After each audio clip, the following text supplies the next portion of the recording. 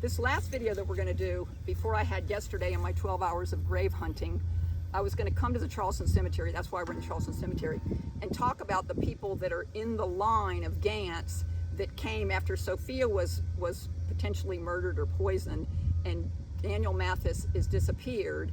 Then they came in, the cousins that were in Maryland.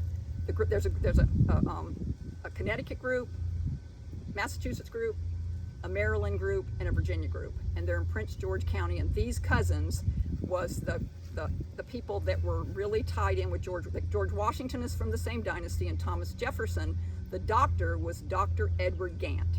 Gants, the same Gants. So his brother Richard Gant they came up here and they went to Edgefield, and he became Judge Richard Gant.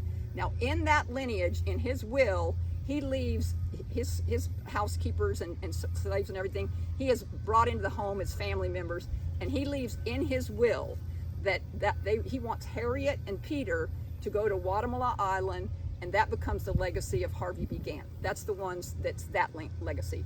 The ones from Pete, all of Judge Richard's kids become big time somebodies here in Charleston. They're in this cemetery, if not in the Bethany side over here, because I'm not sure where their graves are. And that's John Thomas Gant, who was the keeper of equity for 45 years, late 1800s, early 1700s. And his son was James Lawrence, who married in with all the people, their families married in with the people in Manning that are all in the graveyards over there. And then the granddaughter is Eliza Merritt Gant Drayton.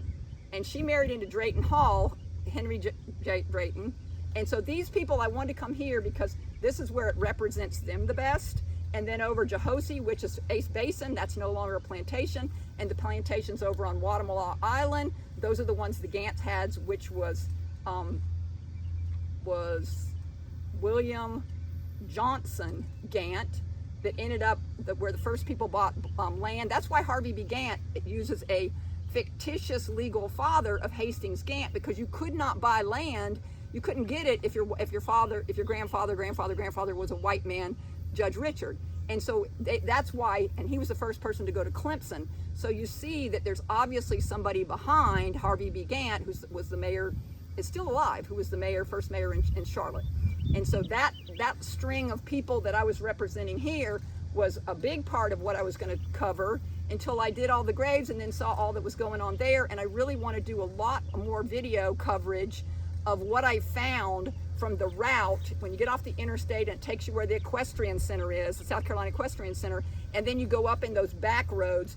I really want to cover the Scott, SCOTCH Cemetery at Lynch's River, where Lynch's River crosses the old Georgetown Highway, is on the path to Chesterfield. And if you go into Boone Hall Plantation, you see all those trees. This kicks its butt. It's got all those trees, and it goes to the elitist Scottish people. I saw my grandfather's name in there, Johnny Foxworth, my step-grandfather. And so I really want to cover that, what happened the other day, but I wanted to include the people of South Carolina, because I haven't even covered the Okanoki, the Anglo-Cherokee War, where the other group of Gants came in, as the Lindsay Crawfords.